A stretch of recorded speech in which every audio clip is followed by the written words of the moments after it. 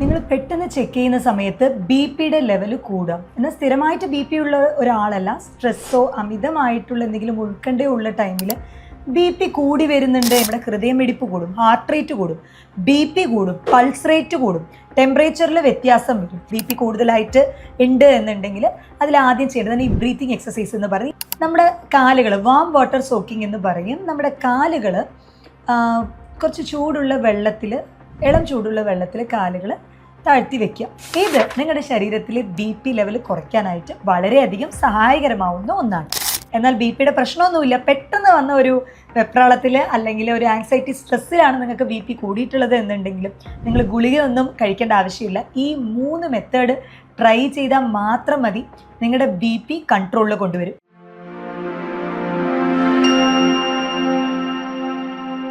നിങ്ങൾ പെട്ടെന്ന് ചെക്ക് ചെയ്യുന്ന സമയത്ത് ബി പിയുടെ ലെവൽ കൂടുക. എന്നാൽ സ്ഥിരമായിട്ട് ബി പി ഉള്ള ഒരാളല്ല, സ്ട്രെസ്സോ അമിതമായിട്ടുള്ള എന്തെങ്കിലും ഉത്കണ്ഠയോ ഉള്ള ടൈമിൽ ബി പി കൂടി വരുന്നുണ്ട് എന്നുണ്ടെങ്കിൽ വെറും 5 മിനിറ്റ് കൊണ്ട് മരുന്നുകൾ ഒന്നുമില്ലാതെ നിങ്ങളുടെ ബി പി നോർമലൈസ് ആക്കാനായിട്ടുള്ള ഒരു 3 സിമ്പിൾ ടിപ്പ്, സയൻറ്റിഫിക്കലി പ്രൂവൻ ആയിട്ടുള്ള ഒരു സിമ്പിൾ ടിപ്പാണ് ഞാൻ ഇന്ന് നിങ്ങൾക്ക് പറഞ്ഞു തരാൻ പോകുന്നത്.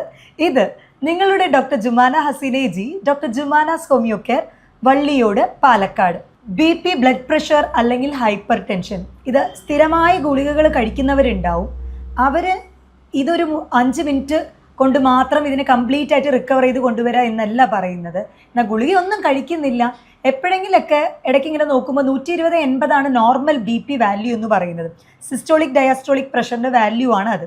എന്നാൽ അത് 140, 160 അങ്ങനെ ടെൻഷൻ ആവുന്ന ടൈമിൽ അല്ലെങ്കിൽ അമിതമായിട്ടുള്ള സ്ട്രെസ് അനുഭവിക്കുന്ന ടൈമിൽ ഇങ്ങനെ കൂടി കാണുന്നുണ്ട് എന്നുണ്ടെങ്കിൽ നിങ്ങളുടെ ബി പി ലെവൽ 5 മിനിറ്റ് കൊണ്ട് തീർച്ചയായിട്ടും കുറയ്ക്കാനായിട്ട് പറ്റും. അപ്പോൾ അതിൽ ആദ്യത്തെ സിമ്പിൾ മെത്തേഡ് എന്ന് പറയുന്നത് ബ്രീത്തിങ് എക്സസൈസ് ആണ്. പൊതുവേ നമ്മുടെ ബി പി കൂടുന്ന ടൈമിൽ നമ്മുടെ വേഗസ് നെർവിനെ സ്റ്റിമുലേറ്റ് ചെയ്യുകയാണ് നമ്മൾ ചെയ്യുന്നത്.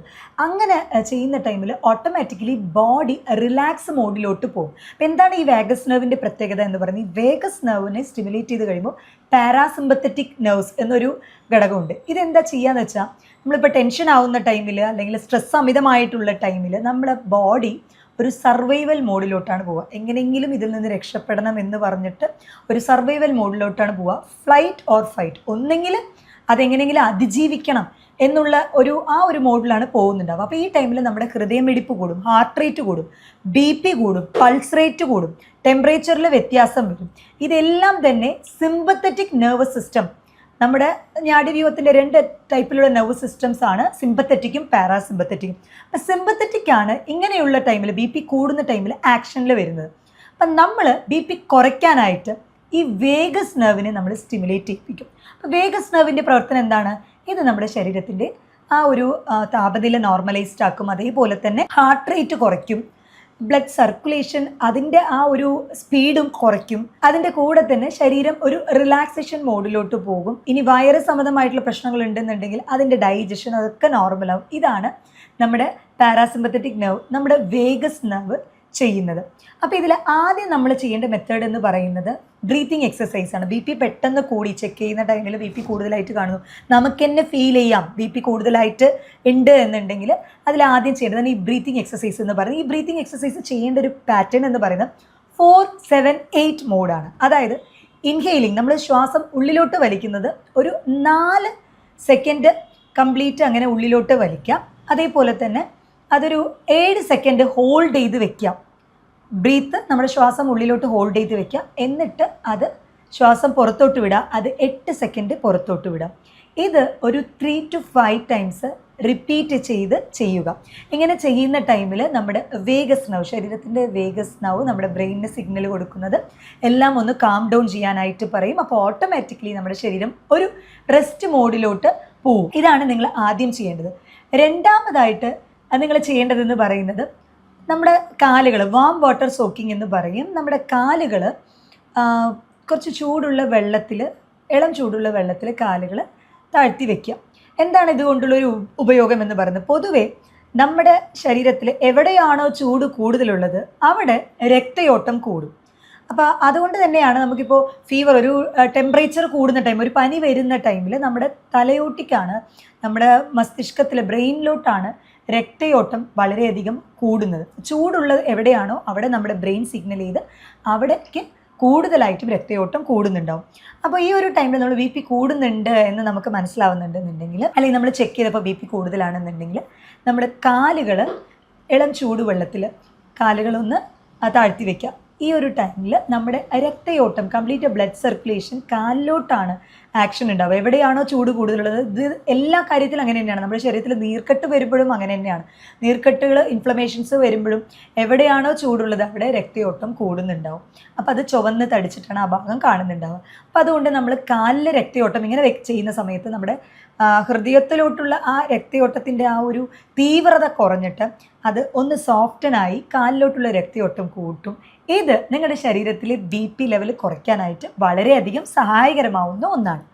ഇനി മൂന്നാമതായിട്ട് നിങ്ങൾ ശ്രദ്ധിക്കേണ്ട കാര്യം എന്ന് പറയുന്നത് അക്യുപ്രഷർ പോയിൻ്റ് ആയിട്ടുള്ള നമ്മുടെ LI4 എന്ന് പറയും, ലാർജ് ഇൻറ്റസ്റ്റൈൻ 4. ആ ഒരു പോയിൻ്റ് എന്ന് പറയുന്നത് നമ്മുടെ ഈ ഒരു തള്ളവിരലും അതേപോലെ തന്നെ ചൂണ്ടുവിരലും, ഇതിന് രണ്ടിൻ്റെയും നടുവിലായിട്ടുള്ള ഈ ഒരു പോർഷൻ, ഈ ഭാഗത്ത് ഒരു 2 സെക്കൻഡ് സർക്കുലർ മോഷനിൽ റൗണ്ടായിട്ട് ഒന്ന് കംപ്രസ് ചെയ്ത് കൊടുക്കാം. ഇത് തീർച്ചയായിട്ടും നമ്മുടെ വേഗസ് നെർവിനെ സ്റ്റിമുലേറ്റ് ചെയ്യിപ്പിക്കും. അതുവഴി നമ്മുടെ പാരാസിമ്പത്തറ്റിക് എന്ന് പറഞ്ഞ ആ ഒരു നെർവസ് ആക്ഷനിൽ വരികയും ബി പി കുറയ്ക്കാനും അതേപോലെ തന്നെ രക്തക്കുഴലുകളെ വികസിപ്പിക്കാനും സഹായകരമാക്കുന്ന ഒന്നാണ്. ഇതിൻ്റെ കൂടെ തന്നെ ഇതല്ലെങ്കിൽ നമുക്ക് വേറൊരു അക്യുപ്രഷർ പോയിന്റ് എന്ന് പറയുന്നത് നമ്മുടെ ഇയർ ലോബുകളാണ്. അതായത് നമ്മുടെ ചെവിയുടെ ആ ഒരു പോർഷൻ, ഈ കാർട്ടിലേജിനസ് ഈ പോർഷനിൽ നമ്മൾ കൂടുതലായിട്ടും പ്രഷർ കൊടുക്കുന്ന ടൈമിൽ തീർച്ചയായിട്ടും ഇത് വേഗസ് നെർവിനെ കൂടുതൽ സ്റ്റിമുലേറ്റ് ചെയ്യിപ്പിക്കും. കാരണം നമ്മുടെ വേഗസ് നെർവിൻ്റെ ആ ഒരു നെർവ്സിൻ്റെ സർക്കുലേഷൻ ഈ ഇയർ ലോബിലും വരുന്നുണ്ട്. അപ്പോൾ ഇവിടെ പ്രഷർ കൊടുക്കുന്ന ടൈമിൽ പെട്ടെന്ന് തന്നെ 5 മിനിറ്റിൽ തന്നെ ബി പി കൂടുതലാണ് എന്നുണ്ടെങ്കിൽ അത് കുറച്ച് കൊണ്ടുവരാനായിട്ട് സഹായകരമാകുന്ന ഒന്നാണ്. ഇനി സ്ഥിരമായിട്ട് ബി പിക്ക് ഗുളിക കുടിക്കുന്നവരാണ്, അവർക്ക് പെട്ടെന്ന് കുറയണം എന്നുണ്ടെങ്കിലും തീർച്ചയായിട്ടും നിങ്ങൾക്ക് ഇത് ട്രൈ ചെയ്യാവുന്നതാണ്. പക്ഷെ ഒരിക്കലും ബി പിയുടെ ഗുളിക നമ്മൾ പെട്ടെന്ന് അങ്ങോട്ട് നിർത്തരുത്. കാരണം ചിലപ്പോൾ നിങ്ങൾ കഴിക്കുന്ന മരുന്നിൻ്റെ ആ ഒരു ആക്ഷൻ കൊണ്ട് മാത്രമായിരിക്കും ബി പി കൺട്രോളിൽ വന്നുകൊണ്ടിരിക്കുന്നത്. അപ്പോൾ അത് പെട്ടെന്ന് നിർത്തി കഴിഞ്ഞപ്പോൾ ഈ എക്സസൈസ് ചെയ്തു, ഞാൻ ഡോക്ടർ പറഞ്ഞ ഈ അക്യുപ്രഷർ പോയിൻ്റ് ഒക്കെ ചെയ്തു, ഇനിയിപ്പോൾ എനിക്ക് മരുന്ന് കഴിക്കണ്ടല്ലോ എന്ന് വെച്ചാൽ അത് ചെയ്യരുത്. കാരണം ഷുഗർ കൂടുന്ന പോലെയല്ല ബി പി കൂടുന്നത്. ബി പി കൂടുന്നത് പെട്ടെന്നായിരിക്കും ആ ഒരു സ്ട്രോക്ക് അങ്ങനത്തെ പ്രശ്നം വരുന്നുണ്ടാവും. അപ്പോൾ നമ്മൾ മസ്തിഷ്കത്തിലോട്ടുള്ള രക്തയോട്ടം തന്നെ കംപ്ലീറ്റ് ആയിട്ട് ബ്ലോക്കായി അത് മരണത്തിന് വരെ കാരണമായേക്കാം. അപ്പോൾ ബി പിയുടെ ഗുളിക സ്ഥിരമായിട്ട് കഴിക്കുന്നവർ ദയവ് ചെയ്ത് അത് ഒരു ഡോക്ടറുടെ കൺസൾട്ടേഷൻ ഇല്ലാതെ നിങ്ങളത് നിർത്തരുത്. എന്നാൽ ബി പിയുടെ പ്രശ്നമൊന്നുമില്ല, പെട്ടെന്ന് വന്ന ഒരു വെപ്രാളത്തിൽ അല്ലെങ്കിൽ ഒരു ആങ്സൈറ്റി സ്ട്രെസ്സിലാണ് നിങ്ങൾക്ക് ബി പി കൂടിയിട്ടുള്ളത് എന്നുണ്ടെങ്കിലും നിങ്ങൾ ഗുളികയൊന്നും കഴിക്കേണ്ട ആവശ്യമില്ല. ഈ 3 മെത്തേഡ് ട്രൈ ചെയ്താൽ മാത്രം മതി നിങ്ങളുടെ ബി പി കൺട്രോളിൽ കൊണ്ടുവരും. ഇനി സ്ഥിരമായിട്ട് ബി പിക്ക് ഗുളിക കഴിക്കുന്നവർ നിങ്ങൾക്ക് എടുക്കാവുന്ന ഒരു ഹോം റെമഡി എന്ന് പറയുന്നത് വെളുത്തുള്ളി വളരെ ഇഫക്റ്റീവാണ്. ഇത് ആലിസിൻ കണ്ടൻറ്റ് കൂടുതലായിട്ടുമുണ്ട്. മാത്രമല്ല ഇത് ധമനികളിൽ അടിഞ്ഞുകൂടിയിട്ടുള്ള കൊഴുപ്പുകൾ, പലപ്പോഴും ബി പി കൂടാനായിട്ടുള്ളൊരു റീസണായിട്ട് വരുന്നത് അതെറോസ്ക്ലിറോസിസ് എന്ന് പറഞ്ഞ നമ്മുടെ ഈ ഒരു ധമനികളിൽ കംപ്ലീറ്റ് ആയിട്ടും ഒരു മെഴുക് പോലെ കൊഴുപ്പുകൾ അടിഞ്ഞുകൂടുന്നതുകൊണ്ട്, അതും LDL കൊളസ്ട്രോൾ അടിഞ്ഞുകൂടുന്നത് കൊണ്ട് നമ്മുടെ ഹാർട്ടിന്, ഹൃദയത്തിന് കൂടുതലായിട്ടും പ്രഷർ ചെലുത്തേണ്ടി വരുന്നു ആ ഒരു ധമനികളിലൂടെ ബ്ലഡ് കടത്തിവിടാനായിട്ട്. അതുകൊണ്ടാണ് ബി പി റേസ്ഡ് ആവുന്നത്. അപ്പോൾ ഈ കൊളസ്ട്രോൾ കുറയ്ക്കുന്ന ഒരു ആക്ഷൻ നമ്മുടെ ഈ അലിസിൻ എന്ന് പറഞ്ഞ നമ്മുടെ വെളുത്തുള്ളി അത് വളരെയധികം ഇഫക്റ്റീവാണ്. അപ്പോൾ ഈ ഒരു വെളുത്തുള്ളി നമ്മൾ ചതച്ച് രാവിലെ എടുക്കുന്നത് നല്ലതാണ്. അത് എടുക്കുന്ന ടൈമിൽ ചതച്ച ഉടനെ നമ്മളത് ഉപയോഗിക്കരുത്, ഒരു 5 മിനിറ്റ് മാറ്റി വയ്ക്കുക. അങ്ങനെ ചെയ്യുന്ന ടൈമിലാണ് അലിസിൻ്റെ കണ്ടൻറ്റ് കംപ്ലീറ്റ് ആയിട്ട് വലിച്ചെടുക്കാനായിട്ട് സഹായകരമാവുന്നത്. ബി പി കുറയ്ക്കണം എന്ന് ആഗ്രഹിക്കുന്നവർ ഈ അലിയം സറ്റൈവ എന്ന് പറഞ്ഞ ഗാർലിക്, ആക്ച്വലി അതിൽ നിന്ന് പ്രിപ്പയർ ചെയ്യുന്ന മെഡിസിൻസും നമ്മൾ കൊടുക്കാറുണ്ട്, വളരെ ഇഫക്റ്റീവാണ്.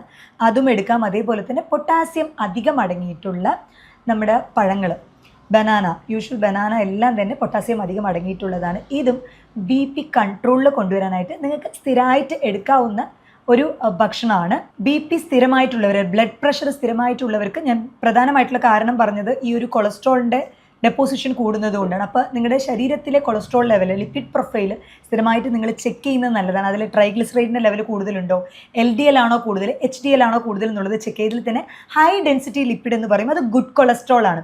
അത് കൂടുതലാണ് എന്നുണ്ടെങ്കിൽ നിങ്ങളുടെ ഹൃദയത്തിൻ്റെ ആരോഗ്യം, സേഫ്റ്റിക്ക് വളരെ നല്ലതാണ് ഈ ഒരു കൊളസ്ട്രോൾ. അപ്പോൾ HDL കൂട്ടും വേണം. അതേപോലെ LDLയുടെ ലെവൽ പരമാവധി കുറയ്ക്കുകയും വേണം. അപ്പം നല്ല കൊഴുപ്പ് അധികം അടങ്ങിയിട്ടുള്ള ഭക്ഷണങ്ങൾ ഉൾപ്പെടുത്താം.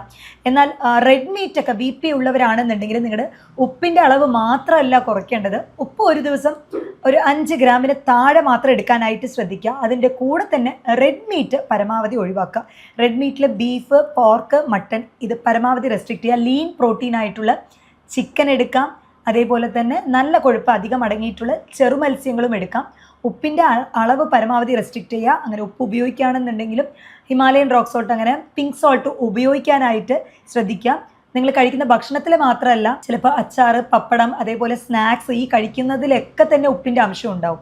അപ്പോൾ അതിൻ്റെ അളവ് ഒന്ന് ശ്രദ്ധിച്ച് എടുക്കാനായിട്ട് നോക്കുക. അപ്പോൾ ഇനി മുതൽ BP പെട്ടെന്ന് ചെക്ക് ചെയ്യുമ്പോഴേക്കും കൂടി കണ്ടുവരികയാണെന്നുണ്ടെങ്കിൽ ഉടനെ തന്നെ നിങ്ങൾ മരുന്നെടുക്കേണ്ട ആവശ്യമില്ല. നിങ്ങൾക്കും എൻ്റെ കൂടെ തന്നെ ഈ ഒരു ബ്രീത്തിങ് എക്സസൈസ് ട്രൈ ചെയ്യാവുന്നതാണ്. ട്രൈ ചെയ്തിട്ട് നിങ്ങളുടെ BP ഒന്ന് ചെക്ക് ചെയ്ത് നോക്കുക. എന്നിട്ട് അത് കുറഞ്ഞു എന്നുണ്ടെങ്കിൽ കാം എന്ന് കമൻറ്റ് ചെയ്യുക. മറ്റൊരു ഹെൽത്ത് ടോപ്പിക്കുമായിട്ട് വീണ്ടും കാണാം. ഇത് നിങ്ങളുടെ doctor Jumana Haseen AG, doctor Jumana's homeo care, Valliyode, Palakkad.